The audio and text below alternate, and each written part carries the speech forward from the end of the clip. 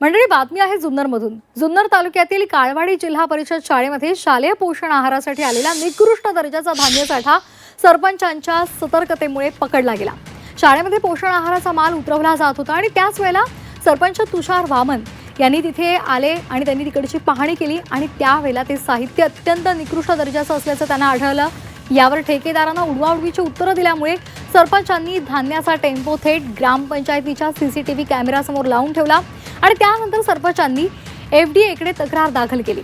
या तक्रारीची दखल घेत एफडीएच्या भरारी पथकानं काळवाडी इथे दाखल होऊन टेम्पोतील धान्याचे नमुने तपासणीसाठी ताब्यात घेतले।